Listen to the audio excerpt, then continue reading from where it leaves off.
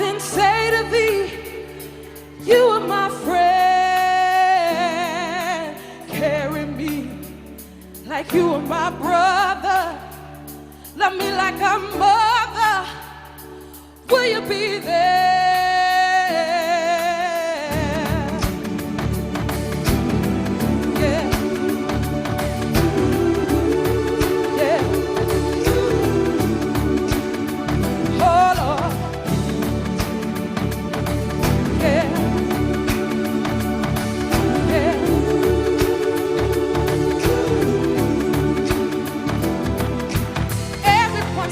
Control of me.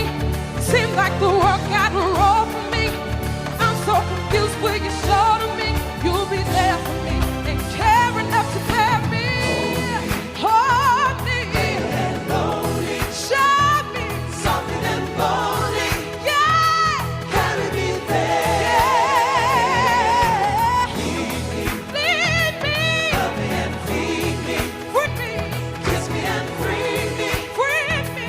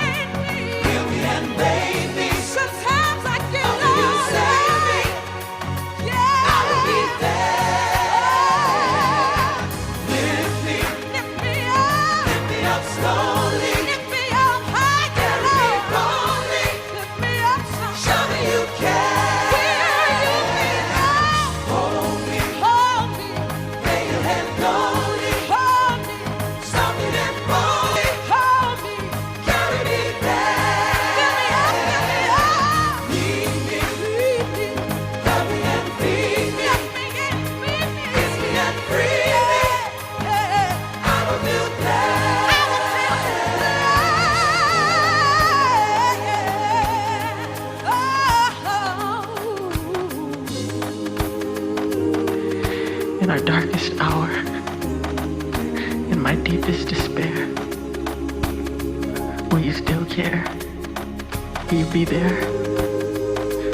In my trials and my tribulations, through our doubts and frustrations, in my violence, in my turbulence, through my fear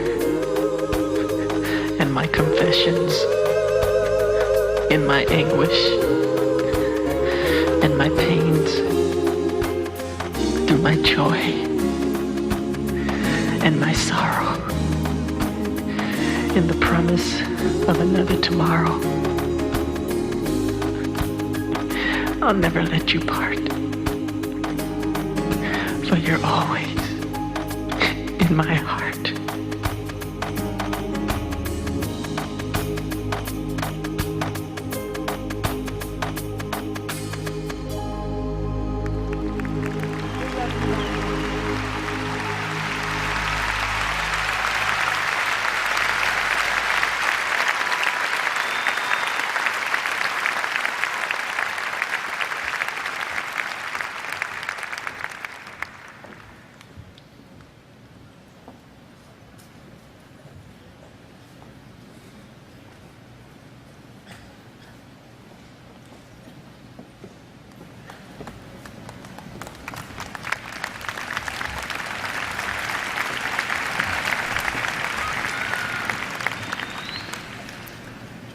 All over the world today, people are gathered in love vigils to celebrate the life of a man that taught the world how to love. People may be wondering why there's such an emotional outburst, but you would have to understand the journey of Michael to understand what he meant to all of us. For these that sit here as the Jackson family, a mother and father with 9 children that rose from a working class family in Gary, Indiana. They had nothing but a dream. No one believed in those days that these kind of dreams could come true. But they kept on believing, and Michael never let the world turn him around from his dreams. I first met Michael around 1970, Black Expo, Chicago, Illinois, Reverend Jesse Jackson, who stood by this family till now. And from that day as a cute kid to this moment, he never gave up dreaming. It was that dream that changed culture all over the world. When Michael started, it was a different world. But because Michael kept going, because he didn't accept limitations, because he refused to let people decide his boundaries, he opened up the whole world. In the music world, he put on one glove, pulled his pants up, and broke down the color curtain, where now our videos are shown and magazines put us on the cover. It was Michael Jackson that brought blacks and whites and Asians and Latinos together. It was Michael Jackson that made us sing "We Are the World" and feed the hungry long before Live Aid.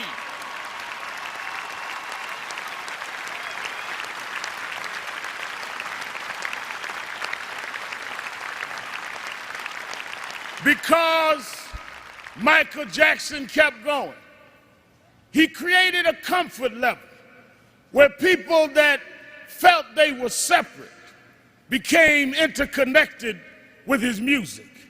And it was that comfort level that kids from Japan and Ghana and France and Iowa and Pennsylvania got comfortable enough with each other to later it wasn't strange to us to watch Oprah on television. It wasn't strange to watch Tiger Woods golf. Those young kids grew up from being teenage, comfortable fans of Michael to being 40 years old and being comfortable to vote for a person of color to be the president of the United States of America. Michael did that. Michael made us love each other. Michael taught us to stand with each other. There are those that like to dig around mess, but millions around the world, we're going to uphold his message. It's not about mess, it's about his love message. As you climb up steep mountains, sometimes you scar your knee. Sometimes you break your skin, but don't focus on the scars. Focus on the journey. Michael beat him. Michael rose to the top. He outsang his cynics. He outdanced his doubters. He outperformed the pessimists. Every time he got knocked down, he got back up. Every time you counted him out, he came back in. Michael never stopped. Michael never stopped. Michael never stopped.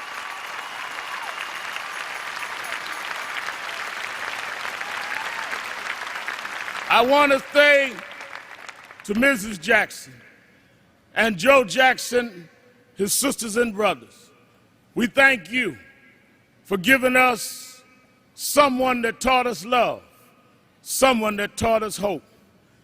We want to thank you because we know it was your dream too. And we know that your heart is broken. I know you have some comfort from the letter from the President of the United States and Nelson Mandela, but this was your child. This was your brother.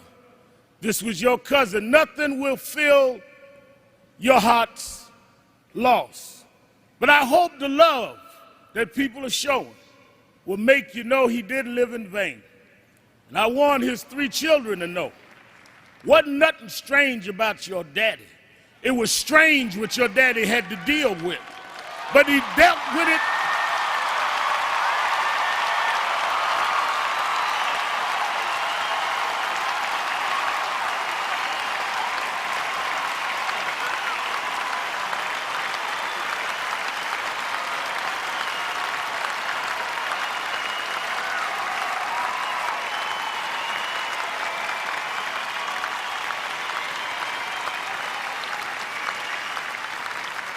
He dealt with it anyway. He dealt with it for us. So some came today, Mrs. Jackson, to say goodbye to Michael. I came to say thank you. Thank you because you never stopped. Thank you because you never gave up.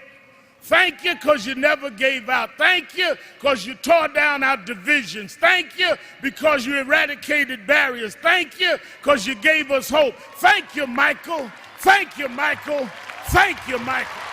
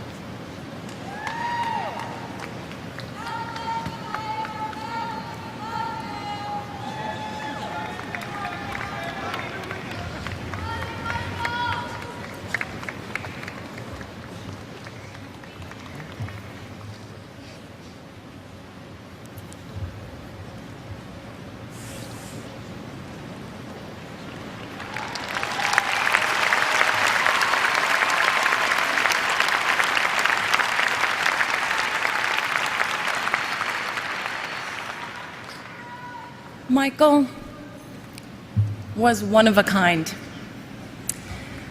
I was thinking back to when we met and the many times that we spent together.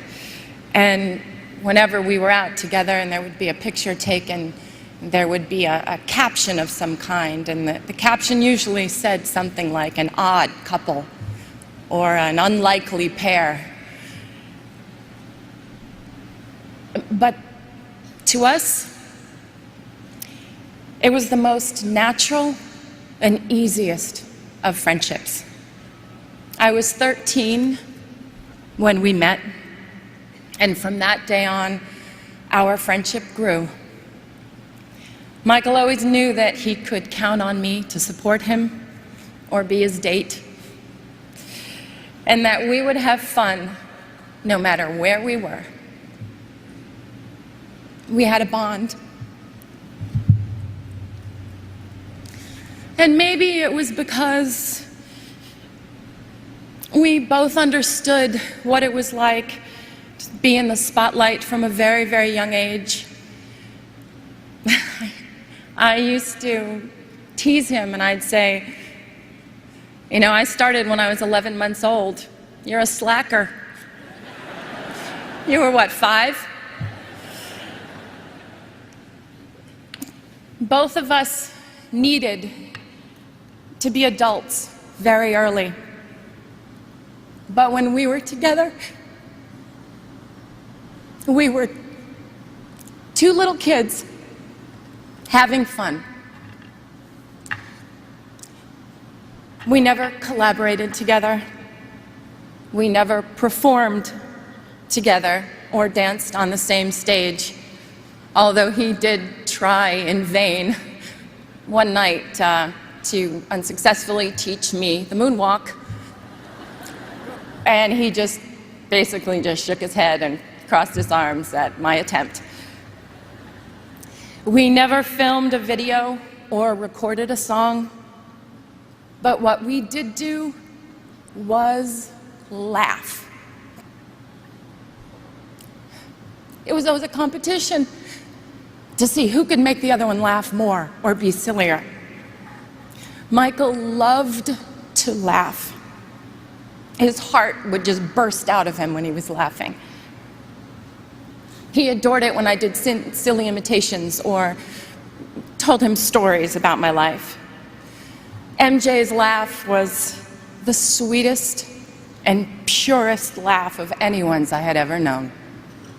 His sense of humor was delightful, and he was very mischievous. I remember it was the night before Elizabeth Taylor's wedding, and he had called me prior and asked if I would join him. He didn't want to be alone for all the festivities.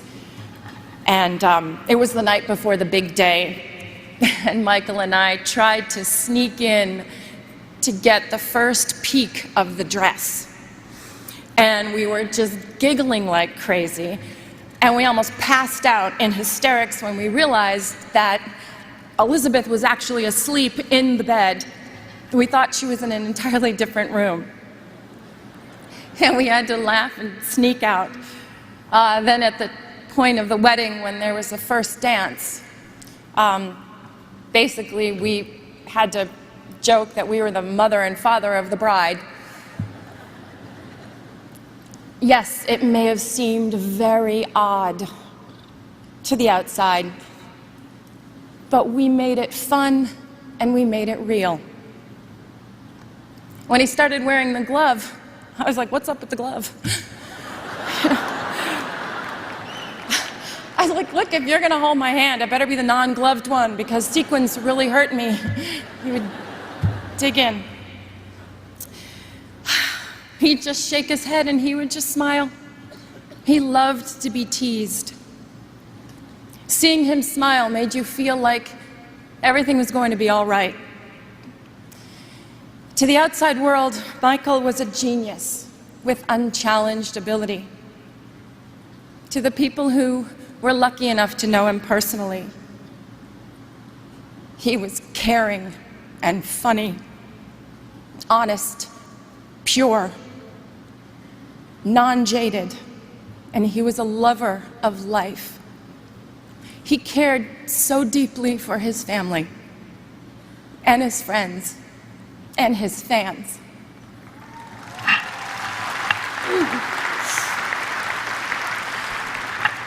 He was often referred to as the king, but the Michael that I knew always reminded me more of the Little Prince. Thinking of him now, I'd like to share a passage from the book. What moves me so deeply about this sleeping prince is his loyalty to a flower. The image of a rose shining within him like the flame within a lamp, even when he's asleep. And I realized he was even more fragile than I had thought. Lamps must be protected. A gust of wind can blow them out. Michael's sensitivity was even more extraordinary than his talent, and his true truth resided in his heart. As the Little Prince also said, eyes are blind. You have to look with the heart. What's most important is invisible. Michael saw everything with his heart. To his family, his brothers and sisters, Catherine, Joe, and to his children, Prince, Paris, Blanket, my prayers are with you.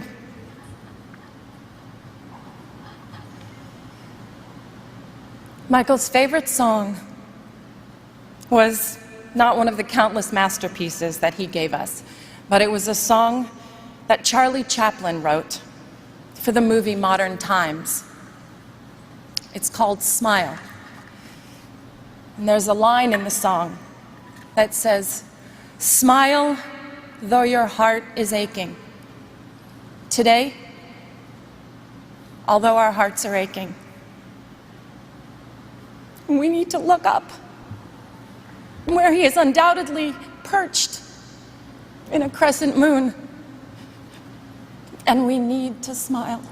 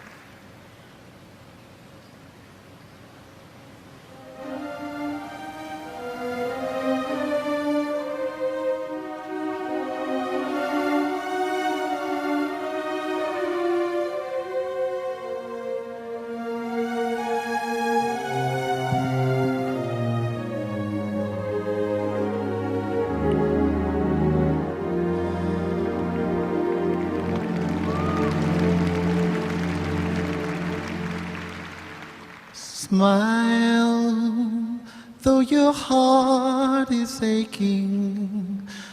Smile, even though it's breaking. When there are clouds in the sky, you'll get by. If you smile with your fear and sorrow, smile and maybe tomorrow you'll find that life is still worthwhile if you just light up your face with sadness, hide every trace of gladness all through the years. ever so near. That's the time you must keep on trying. Smile, what's the use in crying? You'll find that life is still worthwhile if you just smile. Though your heart is aching, smile. Even though it's breaking, when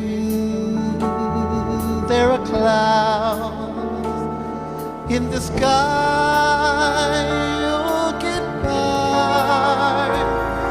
If you smile through your fear and sorrow, smile, and maybe tomorrow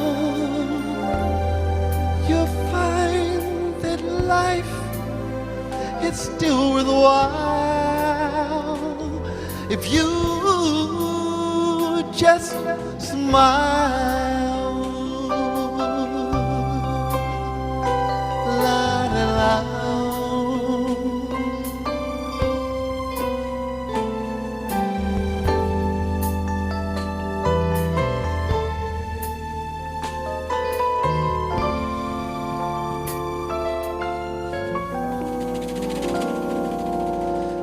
That's the time you must keep on trying. Smile, what's the use in crying? You'll find that life still worthwhile if you just smile.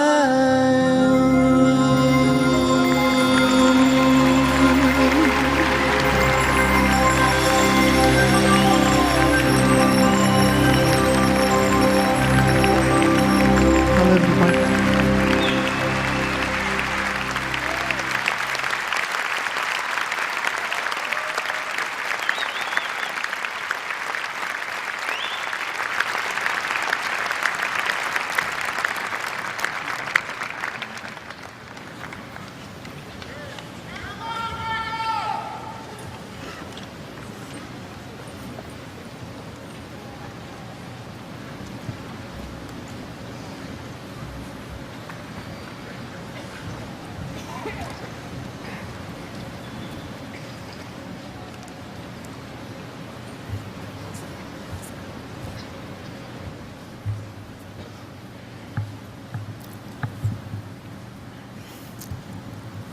First, I must say to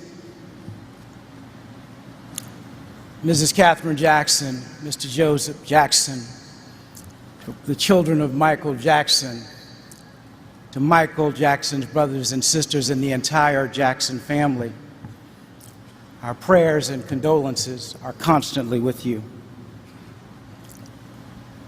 My father once said that in life, one must discover what their calling is.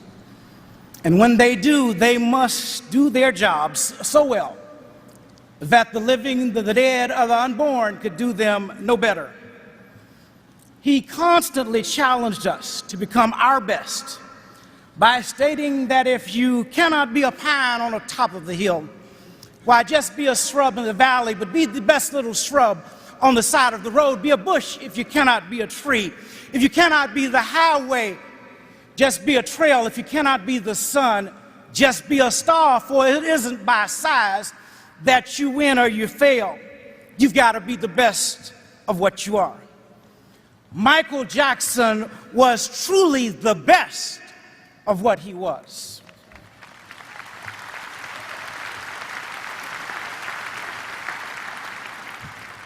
And finally, Martin Luther King Jr. said that in life, if it falls ever your lot to be a street sweeper, you must sweep streets so well. In fact, you must sweep streets like Beethoven composed music. Sweep streets, he said, like Shakespeare wrote poetry. Sweep streets like Raphael painted pictures. Sweep streets so well that all the host of the heavens and earth would have to pause and say, here lived a great street sweeper that did his job well. On June 25th, because he was the best, I believe heaven and earth did pause indeed to say of Michael Joseph Jackson, here lived a great entertainer who did his job well.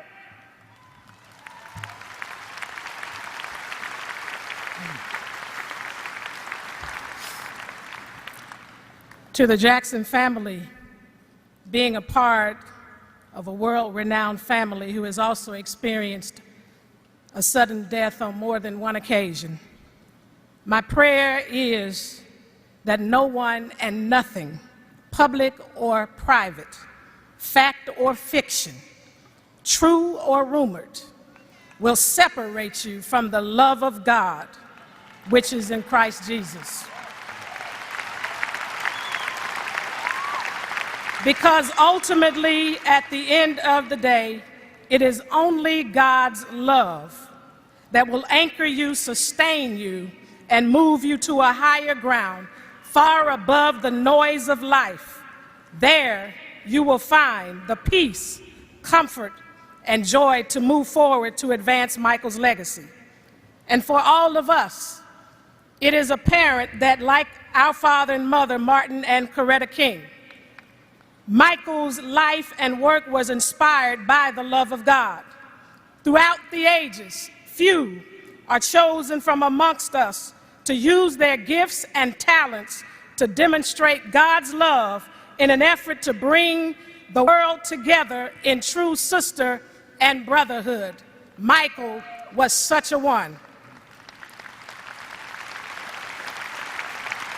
He epitomized the words of our Father that an individual hasn't started living until he can rise above the narrow confines of his individualistic concerns to the broader concerns of humanity.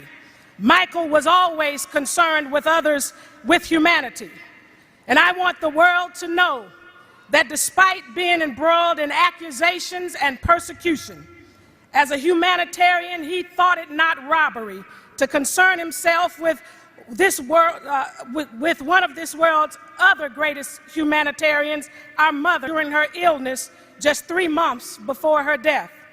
In October 2005, I was with Mom when Michael called her all the way from the Middle East. And although she couldn't speak because of a debilitating stroke, she listened as he said to her that he had been praying on his knees every day for her, that to him she was America's true royalty, and he wanted her to know if music was being played in her room because of its healing. My only wish is that he could have seen the glow on her face. If faces could smile, as we know they do, that day Michael Jackson made our mother's face smile in spite of her condition. What an unforgettable moment.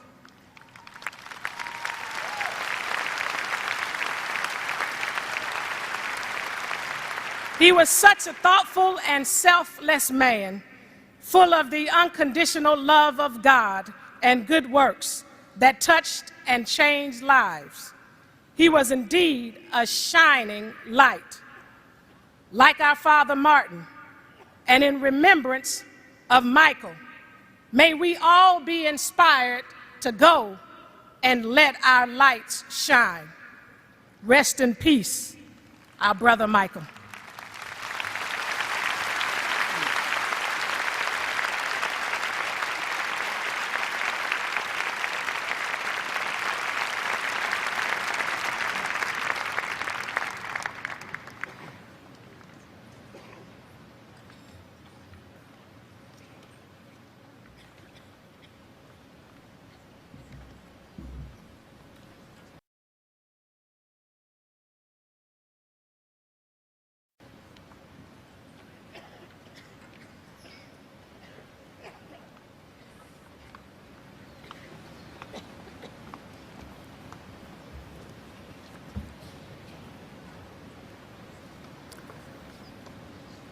I'm Congresswoman Sheila Jackson Lee, and I hail from Houston, Texas.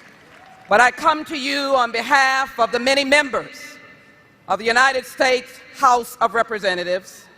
I come to you on behalf of the Congressional Black Caucus, Chairwoman Barbara Lee, a Californian. And I come to you as every man and every woman, for I cannot write music or dance or sing, but I do know an American story. And to Mr. and Mrs. Jackson and this wonderful family of brothers and sisters and cousins, to Michael Joseph and to Catherine Paris and to Prince, all of these wonderful, beautiful symbols of America. And I can tell you, as a member of the United States Congress, we understand the Constitution, we understand laws, and we know that people are innocent until proven otherwise. That is what the Constitution stands for.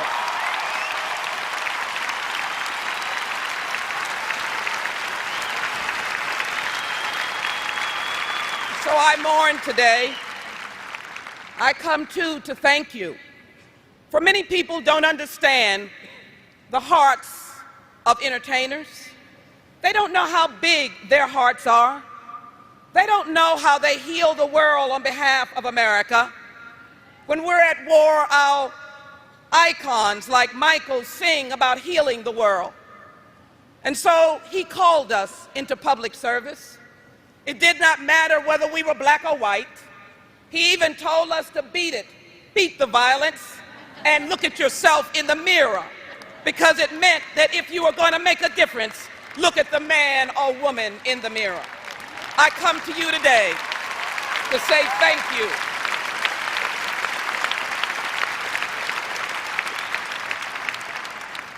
Some of you come from all faiths, and we respect that here in America.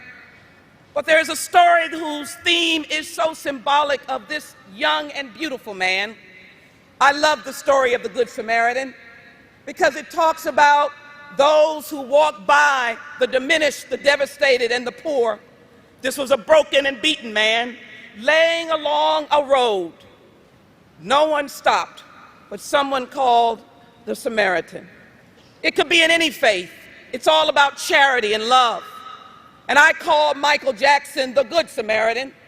I call him Michael Jackson, who cared and loved for the world. It bothered me. I grew up with him, as all of us, and so many did. And so what an honor and a privilege to see him up close when he came to the United States Congress in my office and looked some 15 African ambassadors, representatives of heads of state, sitting in an office listening to Michael Jackson talk about caring and fighting HIV/AIDS. They looked at him. He had a twinkle. They listened. He listened. What a miraculous experience to be able to listen and see Michael in action. You know, there were words cast about, but I wonder if anybody was on his shoulder when he walked into Walter Reed Hospital, and he walked along the aisles and the rows in the hospital rooms. This was in the midst of the Iraq War. Doctors stopped and nurses stopped, and individual soldiers who had lost limbs stopped and were in essence moved and touched, as Michael was, by his desire to come and thank them for their sacrifice. So don't tell me what an American story is all about. It is the salt of the earth. When this family took the talent that God had given them and made it into a miraculous and wonderful story for America. I come today for you to recognize that the flag flies, and the people who have spoken to the People's House. They recognize and they speak, and those of us who serve in elected office, we respond to the people. Michael fought for the tolerance of all people. In fact, I am reminded, although I speak in the tongues of all faith, that Michael fought the good fight. He was someone who understood, and I hope Mr. and Mrs. Jackson and the family will know, the Lord is our shepherd, and we shall not want.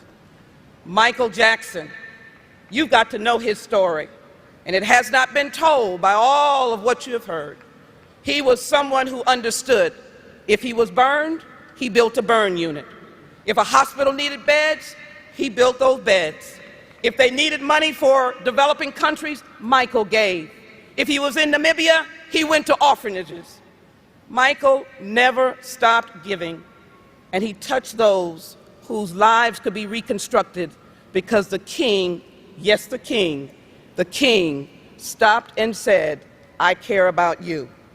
That is why on the House floor on June 25th, 2009, the Congressional Black Caucus and members of the House of Representatives stopped, and had a moment of silence for this wonderful legend and icon.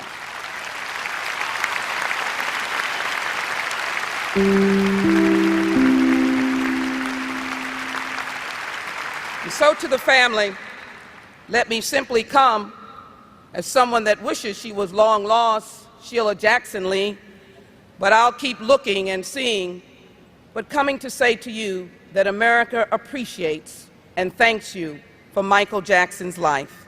For that reason, we have introduced into the House of Representatives this Resolution 600 that will be debated on the floor of the House that claims Michael Jackson as an American legend and musical icon, a world humanitarian, someone who will be honored forever and forever and forever and forever and forever.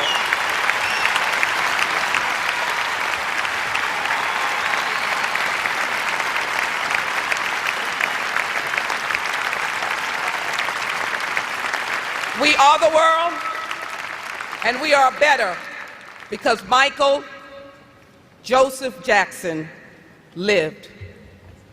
On behalf of myself and the people who have spoken, Michael Jackson, I salute you.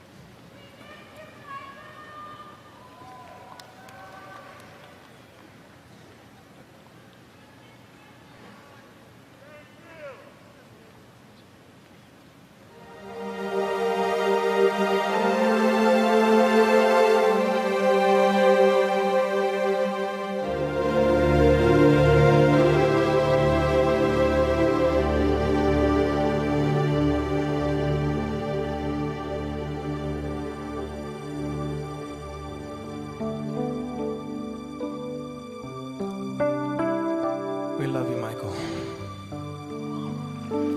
You mean so much to us, especially me.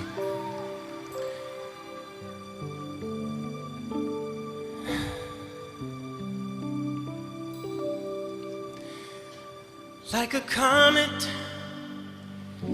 blazing across the evening sky, gone too soon.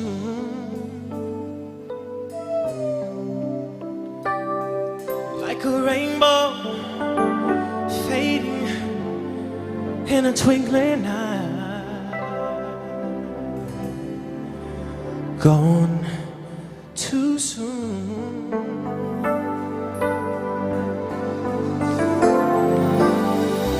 Shiny and sparkling and spindly bright, here one day, gone one night. Like the loss of sunlight on a cloudy afternoon.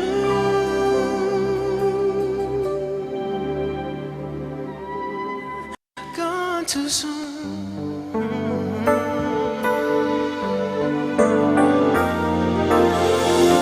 Like a castle built upon a sandy beach, gone too soon.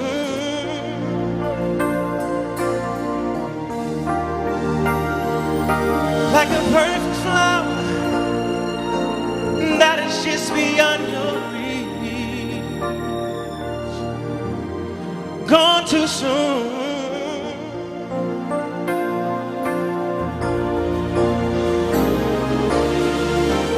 Born to amuse, to inspire, to delight, here one day, gone one night.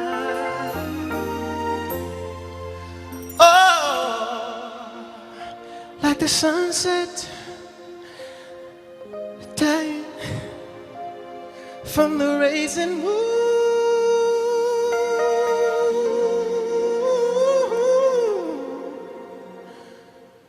gone too soon.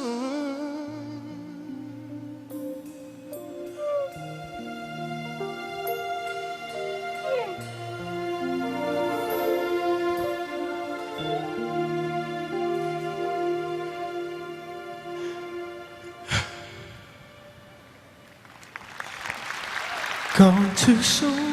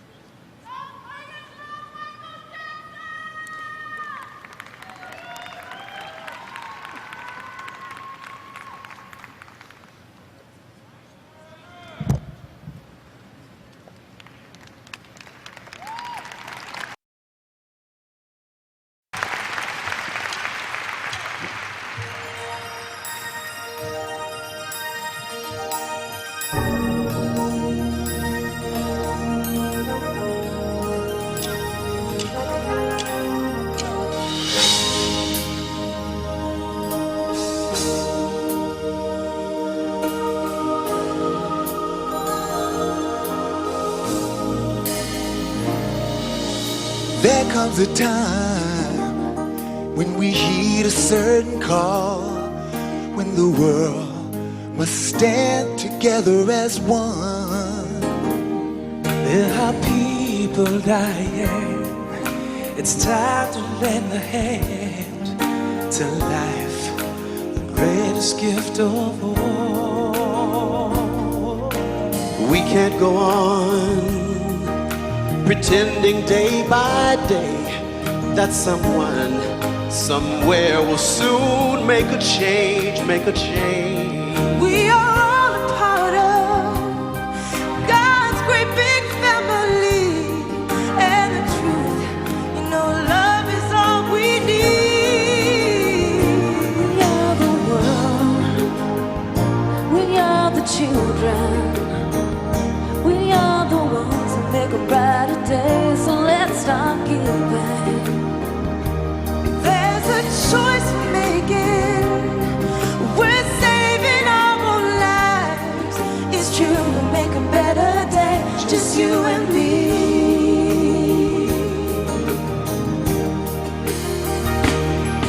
When you're down and out and there's no hope at all, well, if you just believe, there's no way you can fall. Let's realize that a change will only come When we stand together as one.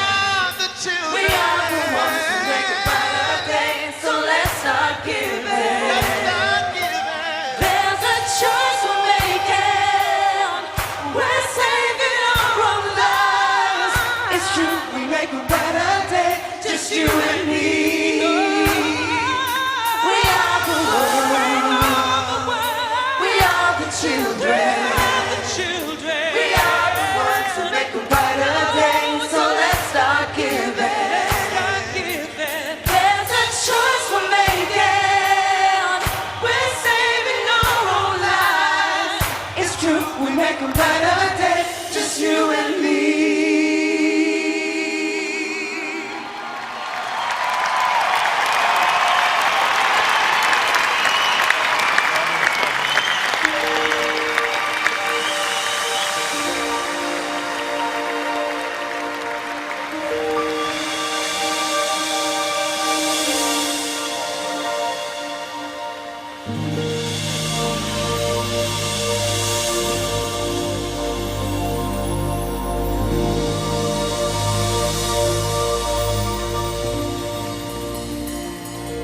Think about the generations and to say we want to make it a better place for our children and our children's children so that they know it's a better world for them and think if they can make it a better place.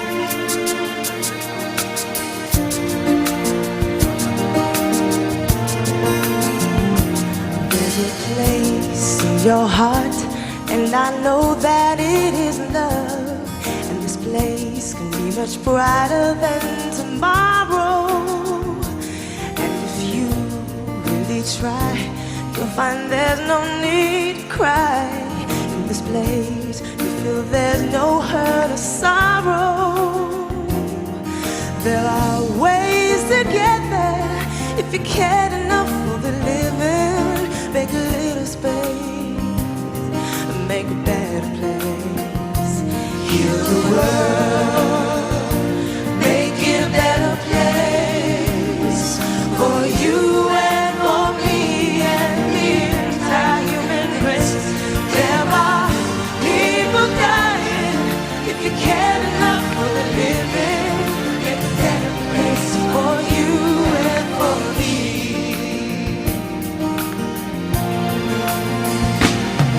And the dream we once conceived and will reveal a joyful face.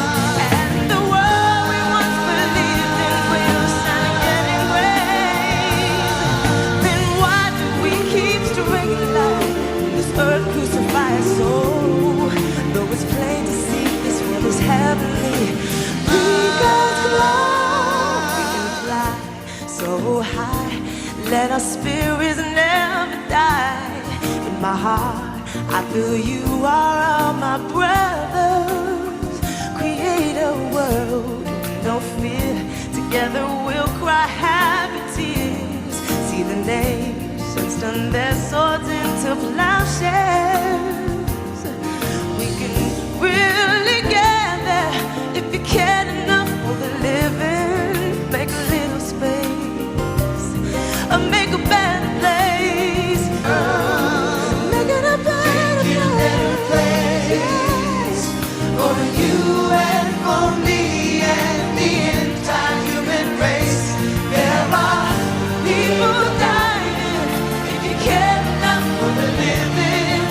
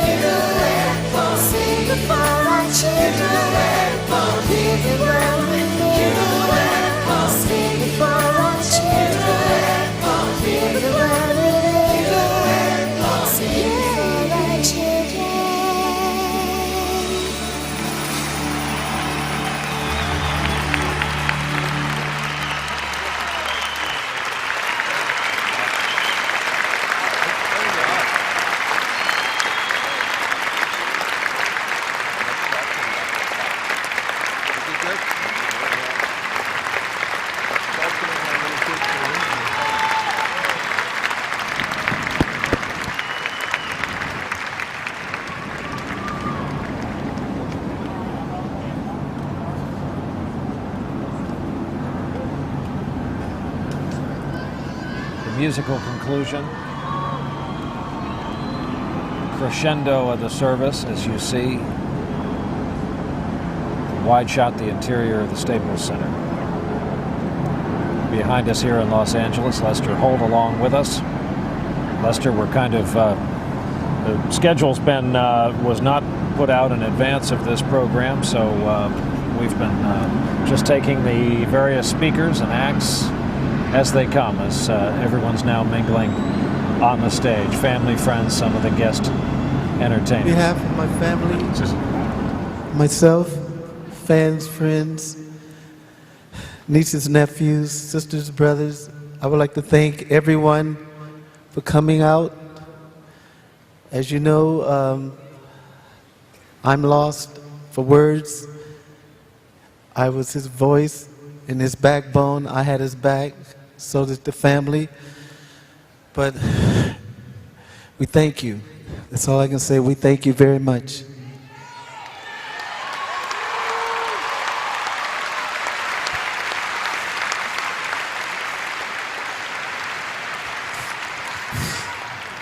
I hurt.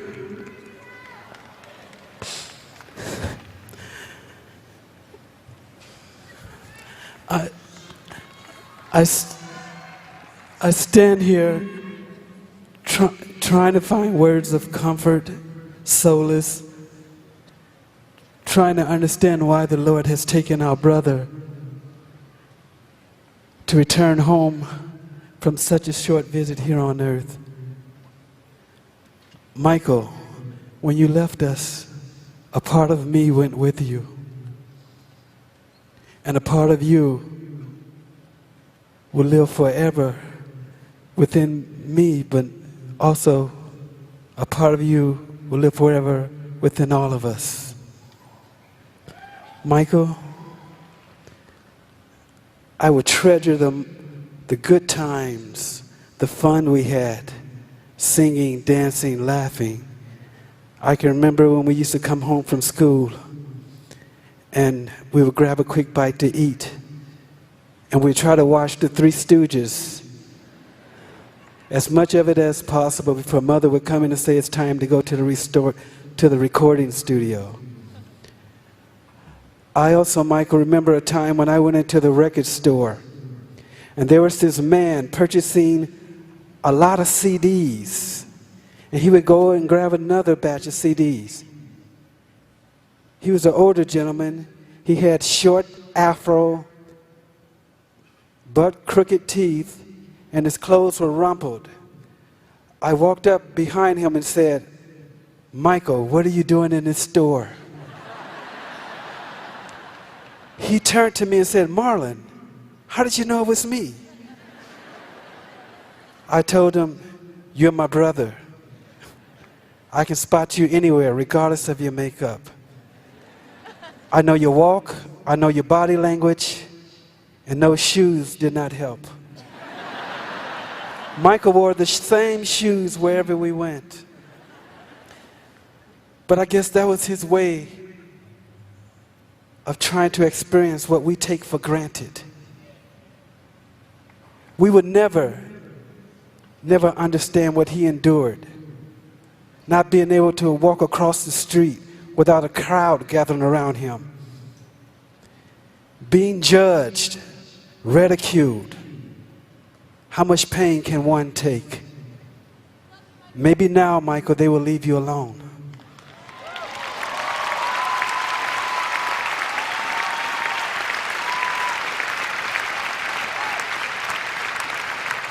Michael was the voice of our angelic trumpets, and he will continue to be the voice, that angelic voice in heaven, nearest to our Creator, and waiting us when our day comes to pass. Michael, I love you. I will miss when we said our goodbyes. I will hug you and I say I love you, and your response was, "I love you more."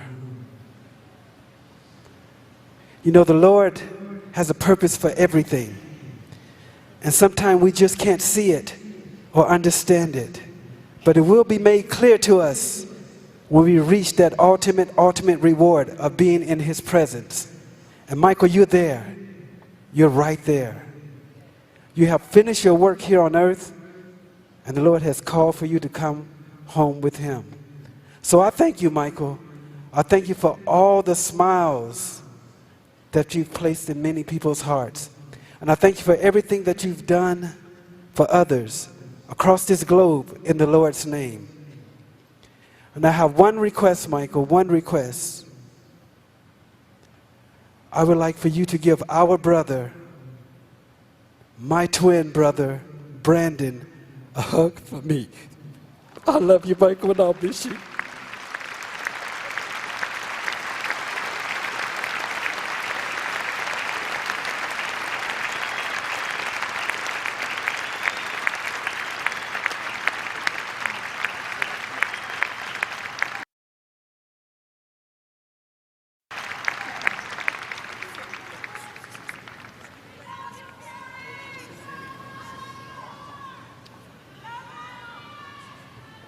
I thank you. Janet, want to say something?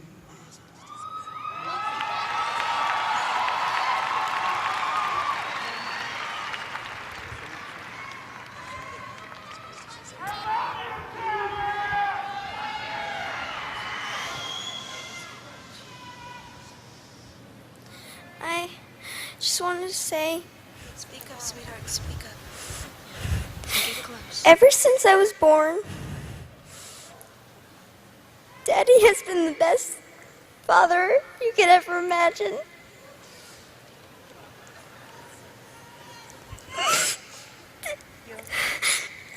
And I just wanted to say I love him so much.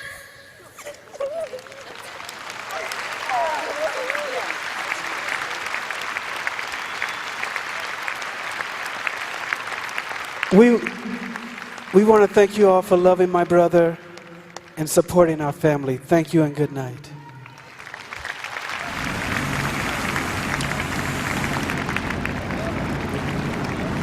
With the wrenchingly sad final closing note from Michael Jackson's daughter and some of Michael Jackson's siblings, the service, the celebration has come to an end at the Staples Center here in Los Angeles.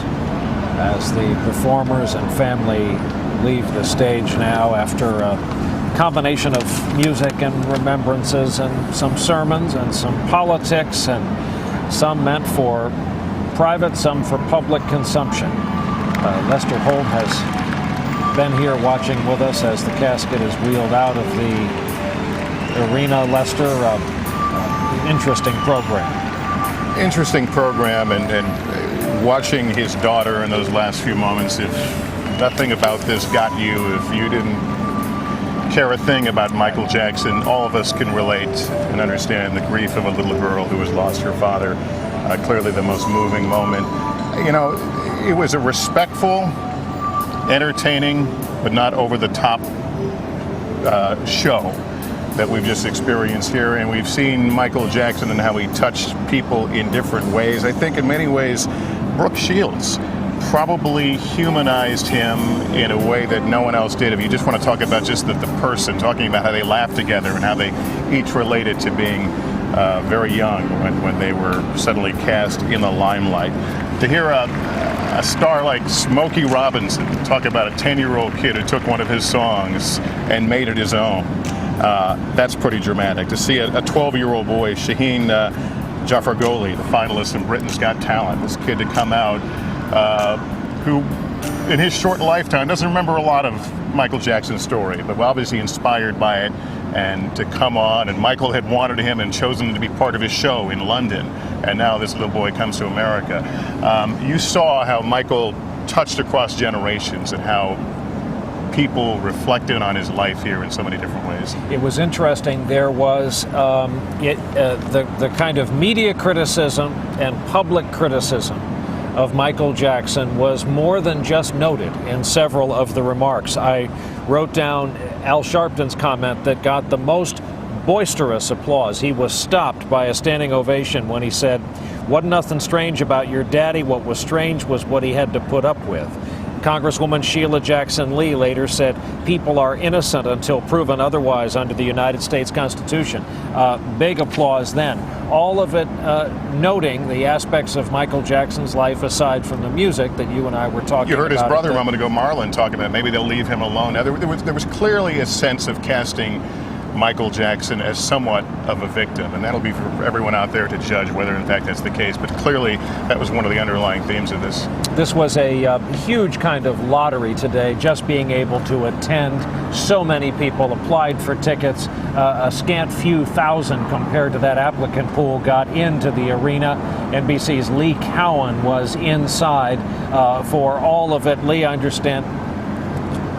Oh, I'm sorry. We do not have communications yet with Lee Cowan. However, Nancy Giles has been watching it all with us. She was discussing it with us before and as we got underway. Nancy, I'm curious to hear your take on what we just witnessed. Well, Brian, I agree with everything that Lester said. I thought it really kind of completed the full gamut of expectations. It was very respectful. It was very much like a memorial, but there was a real sense of the person. And I have to say, just remembering all kinds of memories of Michael Jackson while I was listening to the services. I'm a fifth of 7 children. I'm about Michael Jackson's age, and we grew up loving the Jackson 5. And I was thinking of all the times that my 2 sisters and I would talk about who would sing the different parts in the songs, and there was always this big fight about who was going to be Michael. Michael was the key one that everybody wanted to be. I'm just so struck suddenly by the fact that he was this human being with brothers and sisters, with a family. That unbelievably touching moment at the very end where his daughter just broke down. It just, you can't help but have it tug at your heart. And I thought it could be, this day could go a lot differently, and I thought in the end it was sort of the perfect mix of entertainment and also a mourning of the loss of somebody that was indeed, as Berry Gordy said, the greatest entertainer of all time, I do think. Nancy, it was interesting you just mentioned that because before the broadcast I mentioned the kind of heartbreaking comment by Joe Jackson, daughter Paris's grandfather, Michael's father, that they hadn't been socialized. They hadn't, the Jackson kids hadn't been raised around kids, and yet for that wrenching few moments there, she seemed like a kid. Utterly normal, very much like a child who's lost her dad. And I mean, we don't know. That's the other thing, Brian, that's so odd about this whole thing. You grow up with somebody in the media like this, and you really do feel like they're part of your family. I mean, there's something about his life that in so many ways paralleled my family's lives and so many other people's lives that are around his age, and you feel like you know him and his family, and you feel like you have a right to your opinions and your suspicions and your love or dislikes and whatnot. It's the strangest feeling to feel like you're looking at somebody that's very familiar and at the same time very much a mystery. And it's been an amazing afternoon to just watch this, really. Nancy Giles, thank you on behalf of all of us for being along for our coverage. I won't get to personally see you or thank you on this trip, but I appreciate you being along and your observations from this. Also watching it all day, a guy who's covered various aspects of this story as it has unfolded for NBC News correspondent Josh Menkowitz at our Los Angeles bureau, not far from